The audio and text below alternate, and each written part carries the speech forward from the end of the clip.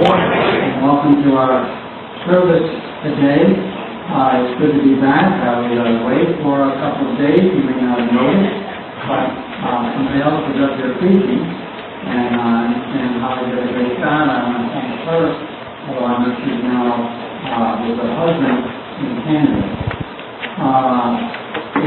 Also, I'm not the only one to be returning because this morning in the chapel, you guys weren't there to see, but Dick Lutz, who and Pat moved last fall to hadn't been in that fall. They moved in earlier than that, so they've been away a while. And Bryn Mawr near Philadelphia, he was here for a few days. It was good to see him. And Otis Braddock, who we've seen in the prayer list, he's been in the Westhampton Care Center for a while.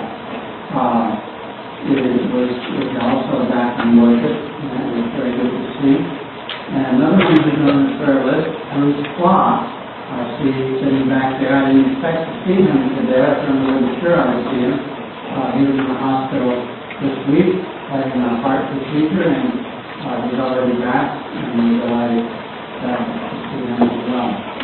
I don't really have any announcements per se. Are there any announcements that anybody wishes to make before we begin? If not, then come, let us put our hearts and minds together and worship God. Eric,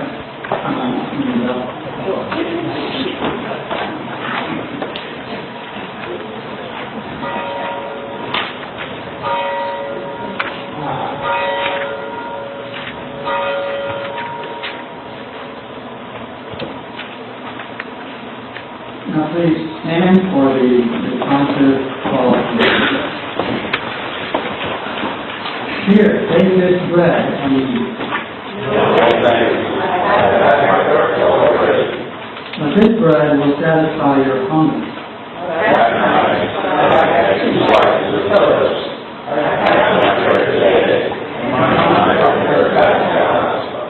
This bread comes from heaven.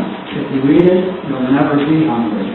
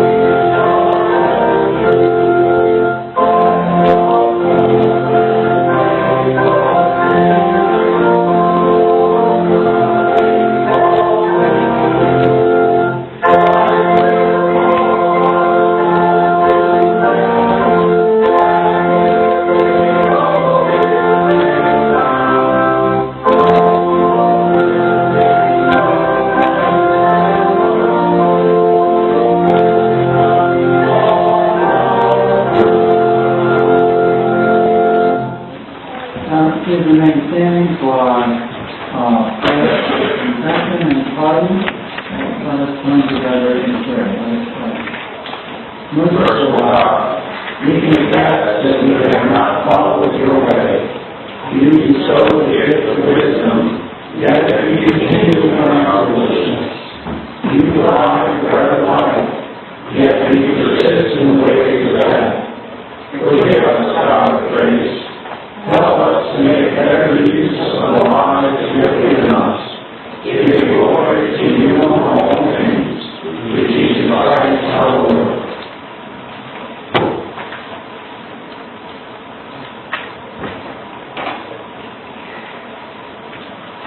Amen.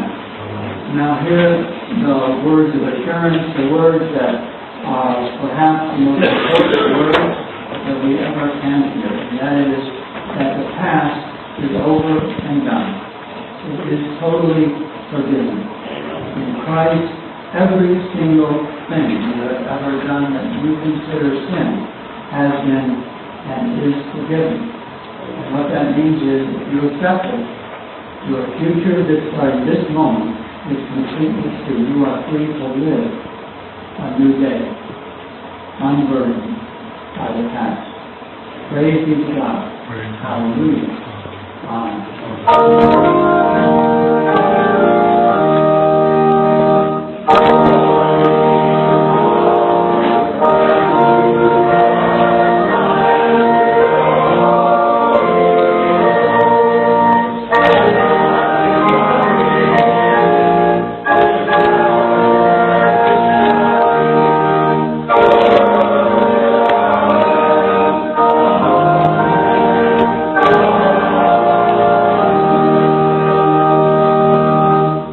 Peace of Christ be with you. Hallelujah. Take this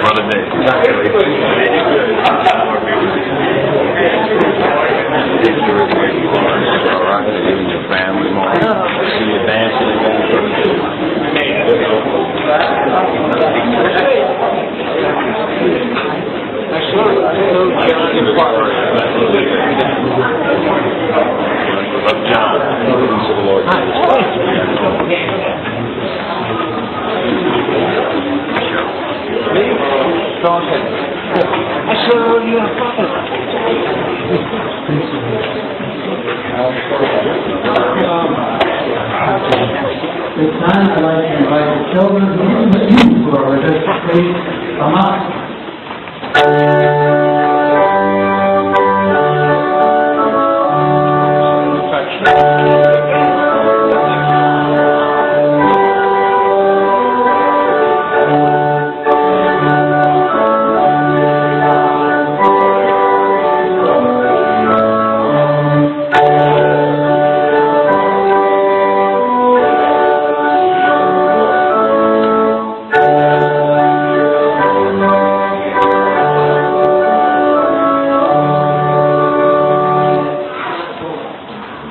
Good morning. Oh, you guys seem so sleepy. I guess that's because of the weather. Sleepy weather. You're not sleepy, are you? You're wide awake. Well, my wife and I, Linda and I went on vacation. You know what vacation is? No? You know that? You ever go on vacation? Where you go away and you work real hard to try to have fun? You get that. You have fun. Linda is to learn, actually, to learn how to play golf. You know how to play golf? You know how to play golf? You do. You guys know what this is, then, don't you? What is it? It's a putter. That's right. I was going to bring my driver, but I didn't think in this room that would be so good. When I hit my driver, you really don't know where it's going to go. But tell me, what is the goal in golf? You have to try to get the golf ball in the hole. That's right. That's the goal, isn't it? Is it easy or is it hard? It's hard. It's easy for you because you're so good at it. Okay. I just happen to have a golf hole with me. That's not the size of the golf hole? More or less. Okay. So we're going to put this over here. That's the hole. That's the goal. You know that. I know. Okay, well. Come on and come on. You want to try to get the ball? Oh, you don't want to? I thought they told me you were a great golfer. Yeah, but you're good at this. Okay, I'm level the ball. I have two balls. I have a pink one that my wife uses, and I have a white one that I use. You want pink? Got it. Now, the idea is to get it in a hole, and it has to stop on the hole. So that's the win.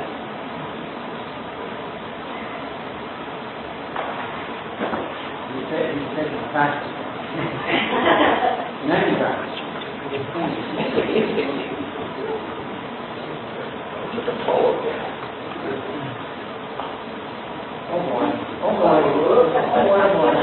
Okay, well, you know what? In golf, if you don't get it in on the first shot, you get again. You get another shot. That's great. I love this game.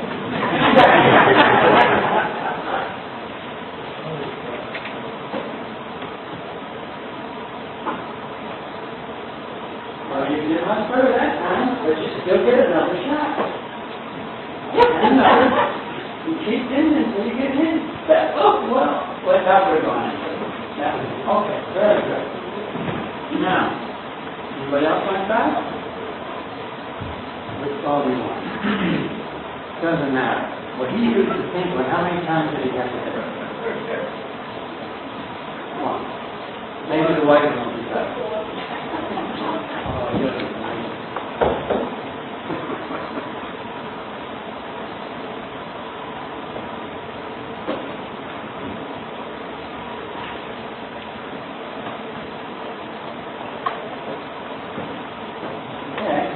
One, and then another try.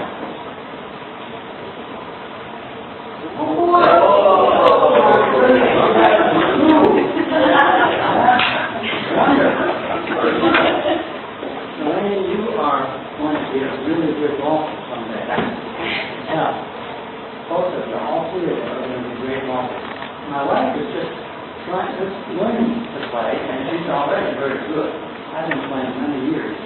I just don't think it's any right. I love to play. We went all over New York State, and we played golf many times in different places, and we had a lot of fun. But the thing about golf is, it's just like life. Because what happens in life, you set yourself a goal that you want to be better, that you want to treat your students more kindly. You want to be nicer to your brother. You want to be more willing to obey your parents. Something like that. You set a goal. God wants me to do something a little different. So I want to be like this. Is it easy to do that? No. Because in golf, you start out this far from the hole? No. You start out way down the block. Okay. Yeah. And you have to get that ball in that little hole. And so it's not going to happen in one shot. No. It takes many shots. For me, it takes many. But God gives us opportunity to try again. We fail, we don't do too well, we say it again. We do it again. And we try again to be what God wants us to do, to be better. But everyone, whether it's school, your friend, your brother, your sister, your parents, whatever it is, God gives us many chances to do it. And we get the ball again. We get to try over and over, all life long. Can we stand in the church? Lord, we thank you for all of your children, for all ages, all around the world. We ask your blessing upon them, provide them with the love and the grace that they will need to strength the people around them, to help them, to love them, to teach them, work through them, and work through miracle of grace in each child. We ask all of these things that they seek to learn, to know more about themselves and about you. And we pray in Christ's name, we pray together. Our Father, who art in heaven, hallowed be thy name.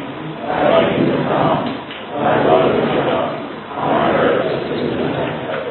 Give us this day our daily bread, and forgive us our debts, as we forgive our debtors. And lead us not into temptation, but deliver us from evil. For thine is the kingdom, and the power, and the glory forever.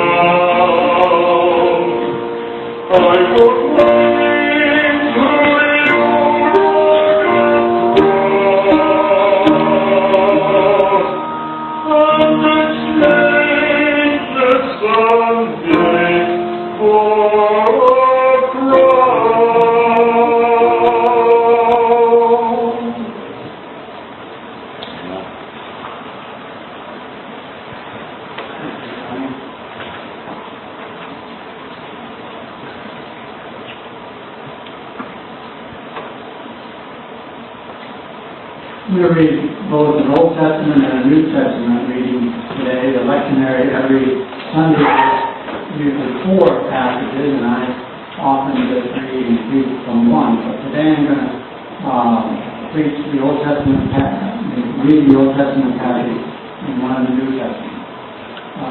The first one is from 1 Kings. It's part of a long story about the prophet Elijah. And I don't know how much you know about Elijah, but he was a tremendously powerful prophet. Just before the passage that I'm going to read to you, he had challenged the Baal prophets to a duel. And he won the duel. And there were 4 or 500, maybe 600 Baal priests and prophets. he slaughtered them all. Single-handedly. Yeah, it's not it's pretty brutal in the Old Testament. But he was a very powerful prophet. These Baal prophets, of course, were the priests and prophets of Jezebel. Jezebel was the wife of the king of Israel, who was Ahab, a wicked king who married Jezebel, but Jezebel was him in his family. And as you'll see as I read, Jezebel swore after Elijah did this to kill him that very day. So, this is the passage.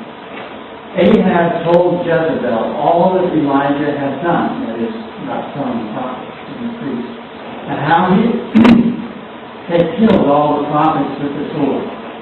Then Jezebel sent a messenger to Elijah. And I love these words. These are great words. This is the strongest words of threat anyone in the Old Testament could use. It basically meant, over my dead body, you will live another day. Right? You will not live another day. It's swearing.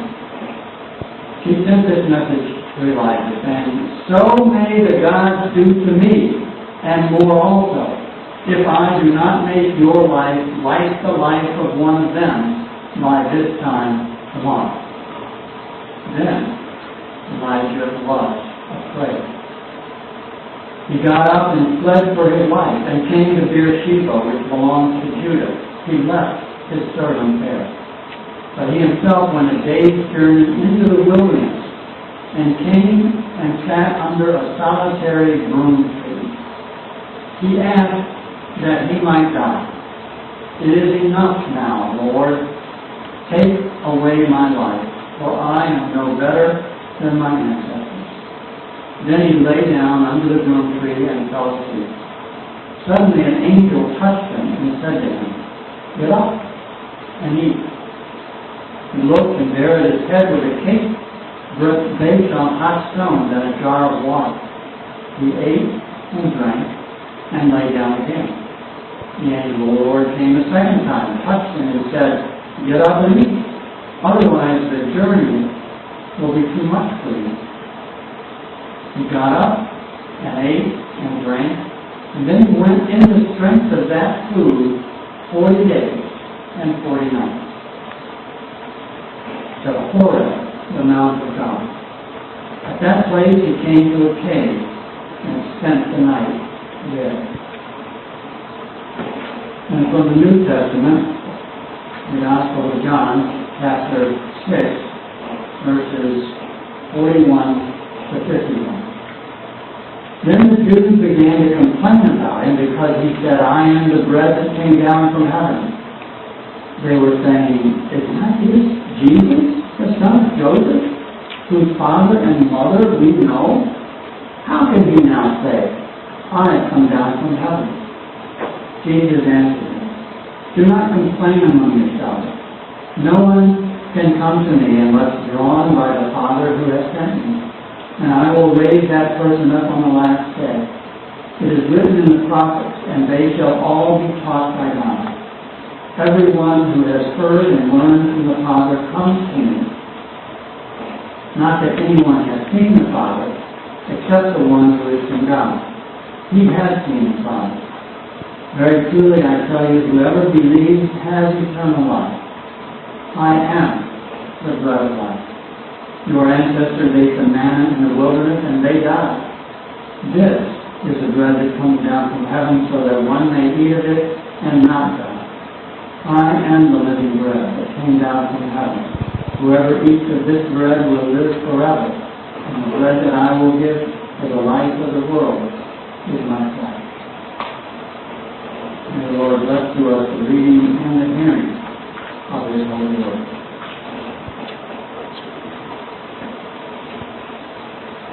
Well, that Elijah passage, for those of you who are musicians or musical enthusiasts, may have reminded you of Mendelssohn's opera Elijah, which is a song that is called "It Is Enough," that is about this precise passage of Scripture.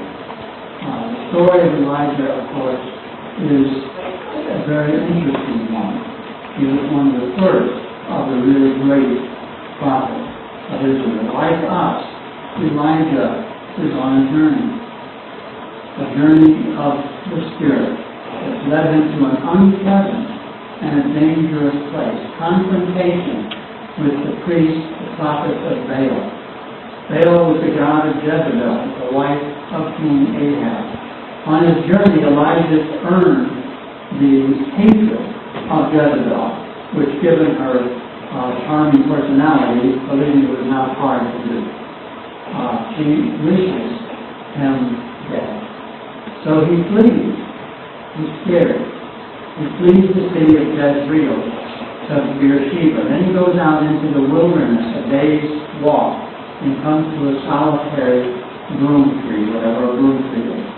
And he sits down under it and asks God that he might die. There are times, are there not, when people we know and love despair to the point of wanting to die. Perhaps there have been times when we ourselves have thought death a sweet alternative. An alternative, as it was to Elijah, to being a solitary voice. An alternative to the stress of being under attack from those once our friends. An alternative to the loneliness and fear of being the odd person out, the person who's done what was right, only to find that all who stood with you have now vanished. And every hand seems set against you. An alternative to feeling that perhaps, just perhaps, death would surely be more bearable, if not more pleasant, than the pain, whatever its source, that we currently feel. Our journey through life takes us through some very dangerous country. Our pilgrimage can lead us into some very desolate wilderness. And so Elijah had had it. He comes to the end of his rope, and he prays to God that he might die. It is enough. Now, O Lord, take my life away, for I am no better than my ancestors. So he lies down under the broom tree and falls asleep. A sleep that each one of you here today understands. The sleep of exhaustion. The sleep of stress so high and the energy to go on fighting so low that it sweeps over you and through you, and normally is too soon gone. The new day comes quickly.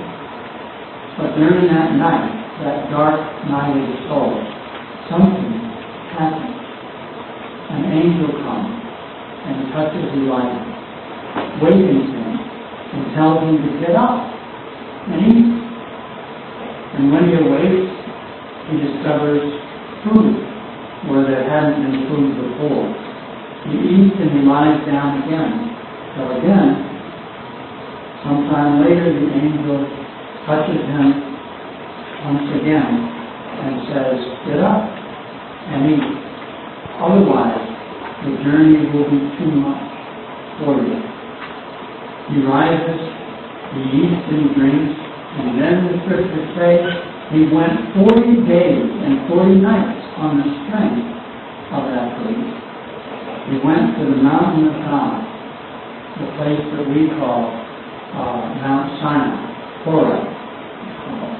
And there he comes to a cave and he spends 2 nights. Now, this journey, of course, is not yet over. God still has need of him. But I'd like us to meditate for a moment on the words of the angel to Elijah. Get up and eat. Otherwise, the journey will be too much for you.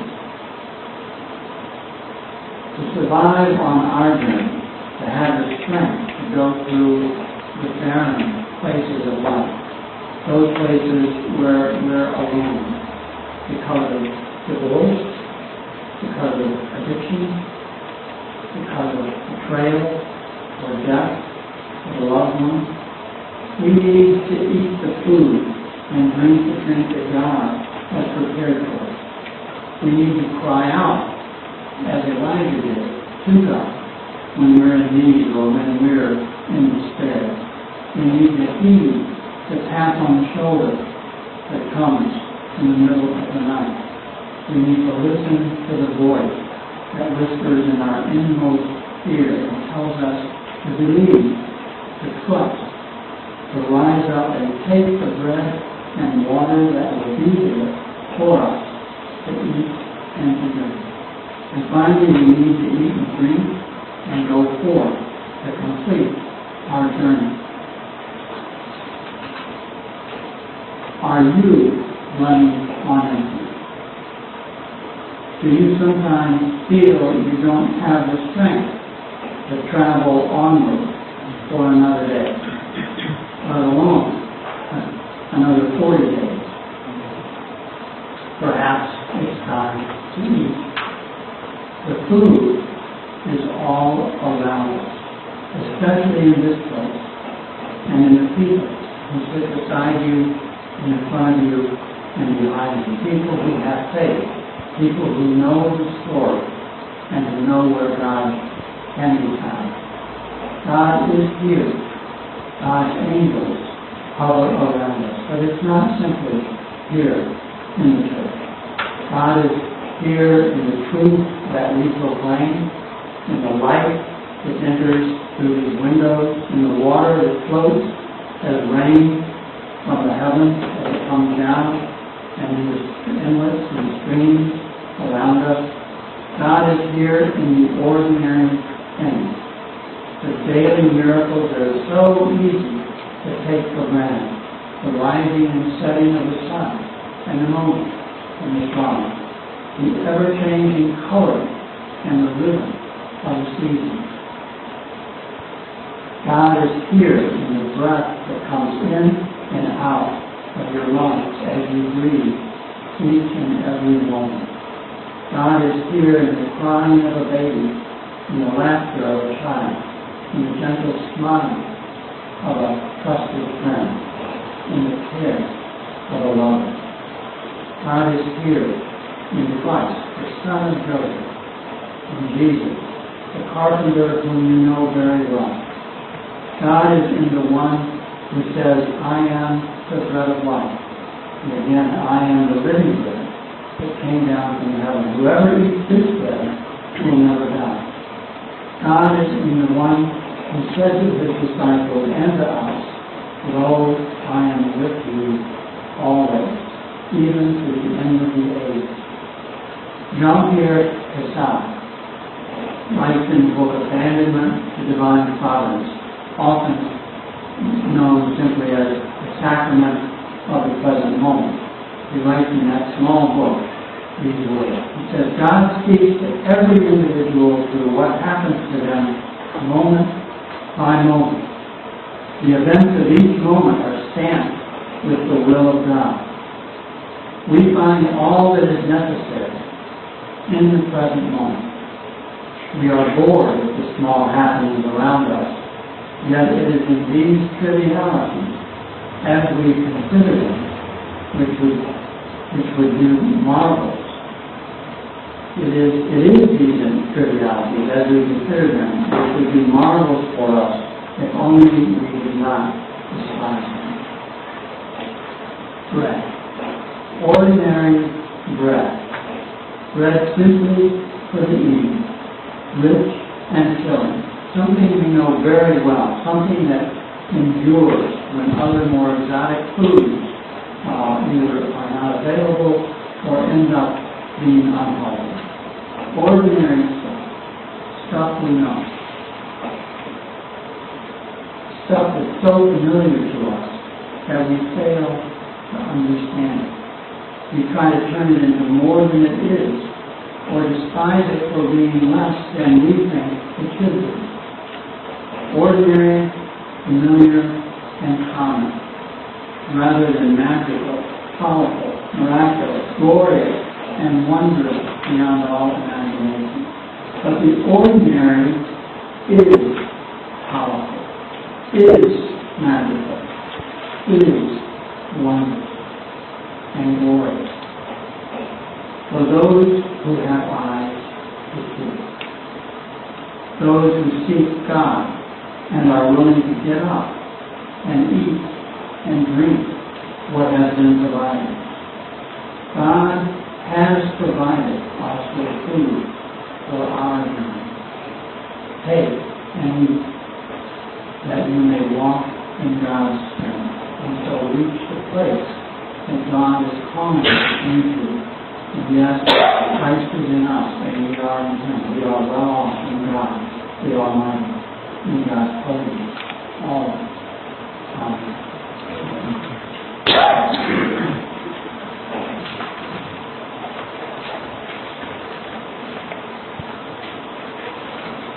We come now to our second heading for the day, which is a congregational choice. Is there someone who has chosen for our singing this time? Yes. 721.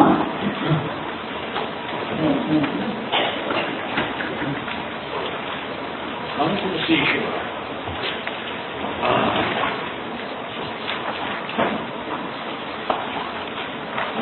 Beautiful. Okay, number 721. Piano. It's a good piano piece, I'm told. By the boss.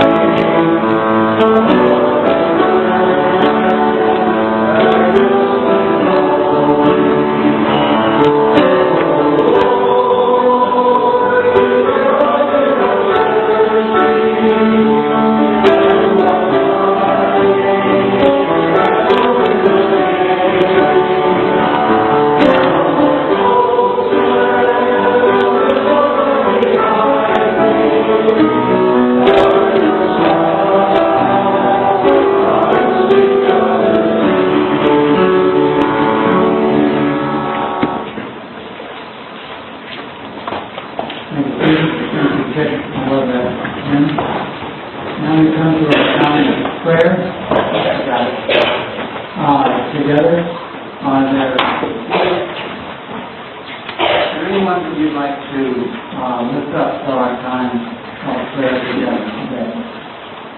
Yes, sir. Our old friend Don Kent, who died this past week of cancer. Don Kent. Okay. And somebody else. Dick? Brad's brother Chris, Bob Johnson, is in financial and health deep problems. Bob Johnson. Anybody else? There are names in the bulletin, and people are here or we're in the chapel, which are delighted about.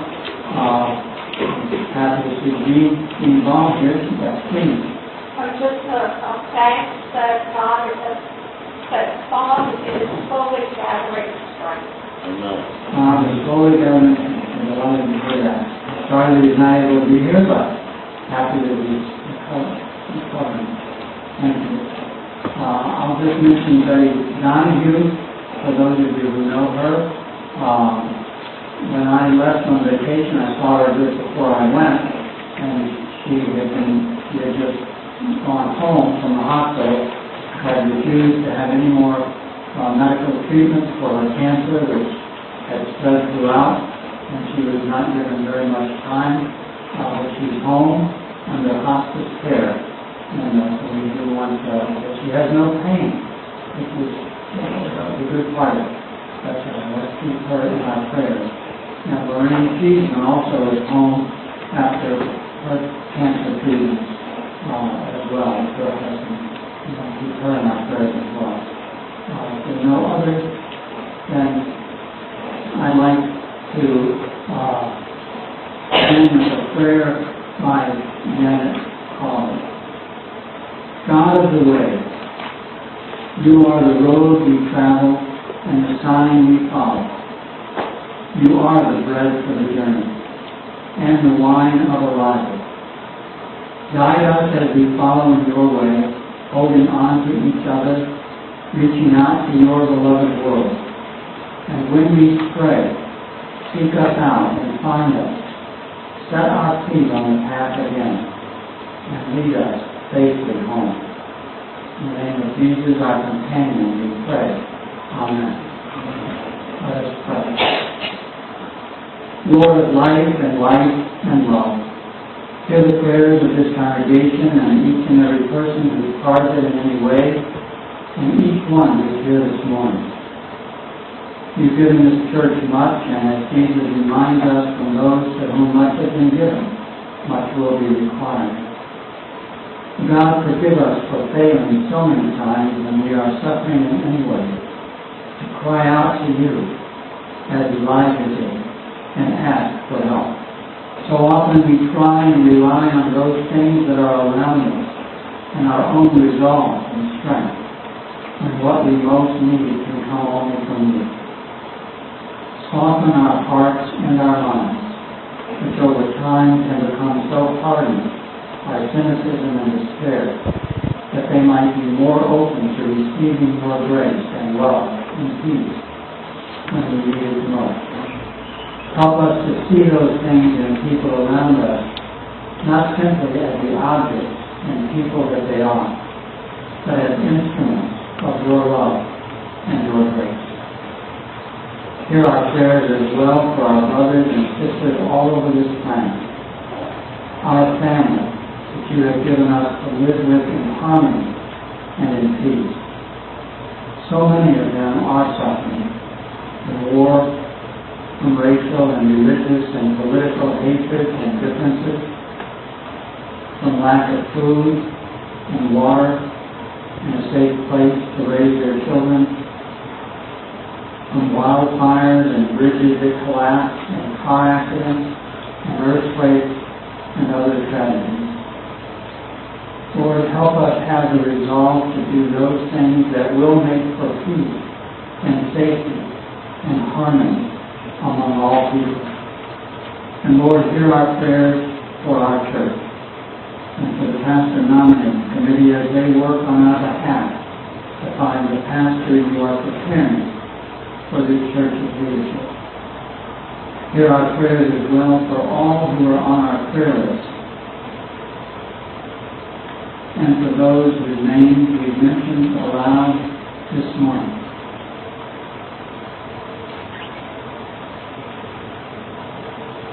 And hear our prayers for those that we lift up to you silently at this time.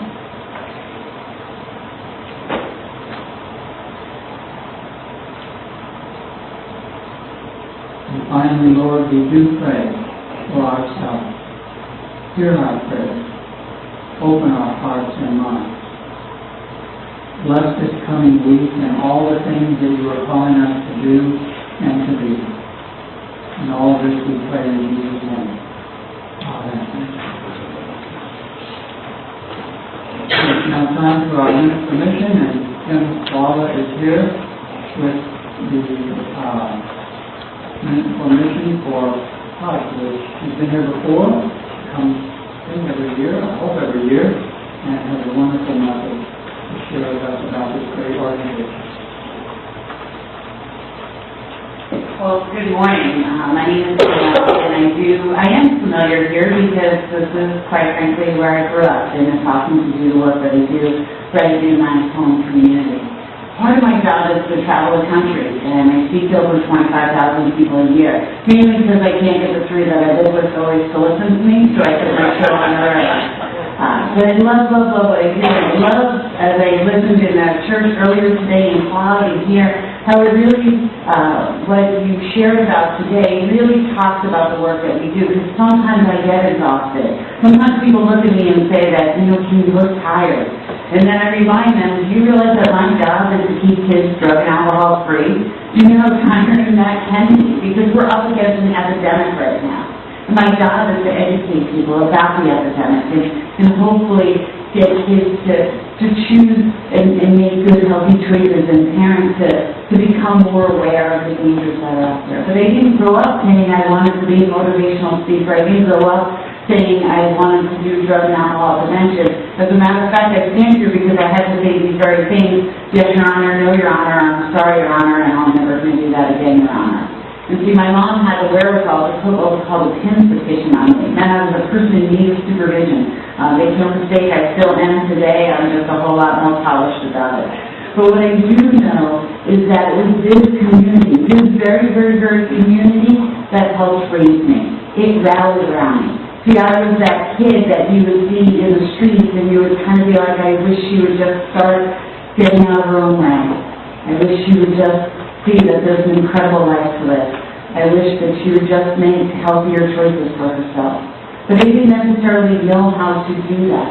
And it was this community that showed me how. As a matter of fact, there's a woman by the name of Mrs. Block who introduced me to the programs actually that housed her on Shelter Island. And when I told her I didn't have a way to get to Shelter Island, she said that she would drive me and she would get me a ride. When I told her I didn't have the money to go, she made sure that she paid for me. When I told my mom wasn't going to let me go, she said that she would call my mom. And every time I said no, Mrs. Block said yes. And she introduced me to the very program that actually I attribute to saving my life today. And that program not only was beneficial for me, but it was beneficial for a whole lot of other kids. And kids who didn't necessarily have challenges or problems. Kids who were just looking to try to learn how to do the next right thing and be supported. Because we have not only a substance use disorder crisis going on right now, we have a mental health crisis going on right now. And if you listen to our Surgeon General will tell you things like, we have an epidemic of loneliness about to hit us. And as much as we live our world connected, and we have all these things to live and connect with, we have a whole society of a lot of us who feel disconnected and lonely. And we rely on things like church to help find that connectedness. And we rely on folks who reach out. So what I find is as I work not only in this community, but in communities all over, it's not so easy on a daily basis. I was so thrilled to watch what I saw here today and I saw happen in Cloud. When the young people were trying to hit the ball and get it into the hole, collectively you all wanted that to happen. You wanted the success for that child. I felt it, I knew that it was there, and you just wanted to win for them. And I ask that you not only want to win for them here in this moment, but out in the community. And it is not just in the church that we need to be support. We need to be a support wherever we can out there, because in order for young people to thrive in their lives, they need to feel connected, and they need to feel connected to their community. And this is such a beautiful community. Real quickly, the programs that we run are very effective. An after-school program right here in West Hampton Beach. We also opened one last year in Cat Harbor. We have our incredible leadership programs out on Tulsa Island, and send your teenagers and your middle schoolers to that. Not because you think that they may have a problem with drugs and alcohol. All kids are at risk for drugs and alcohol right now. All kids. And so we need to teach leaders in every subculture that it is, because we just train one kind of leader, we just have one kind of leader. But if we bring all kids from all walks of life to talk about the why, and to talk about the how, and to talk about the what, and really take a look at what's going on with their peers, and really then send them out to be leaders, we're really going to start to get the going in the right direction. We also obviously travel the country and train parents and communities and speak all over the place. And just this week, I just want to share with you the awesomeness that happened this week.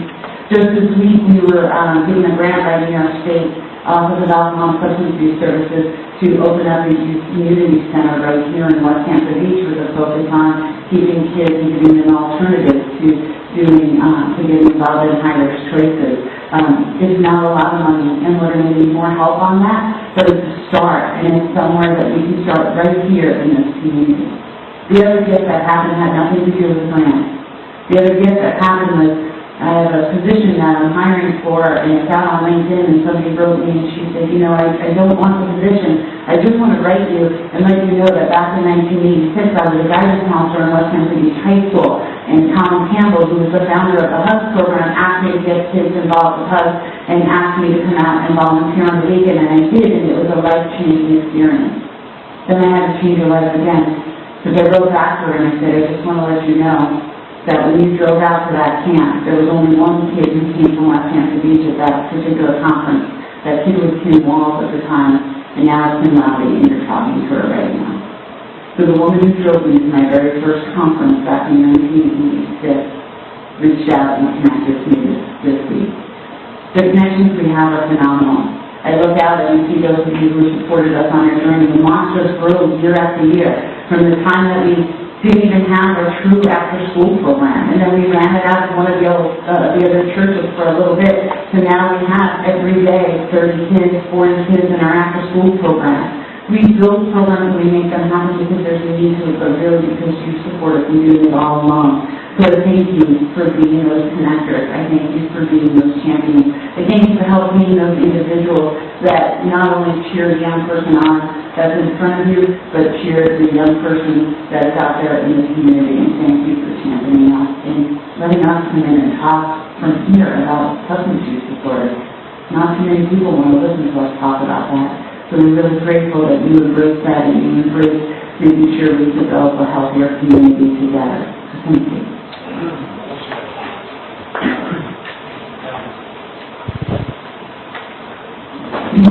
I don't think there's anybody in this church or any church that doesn't know someone who is struggling, some one person, from our family or friend's family or whatever, with the issue of how to deal with it. This time let us continue to give thanks and praise to God through our offering.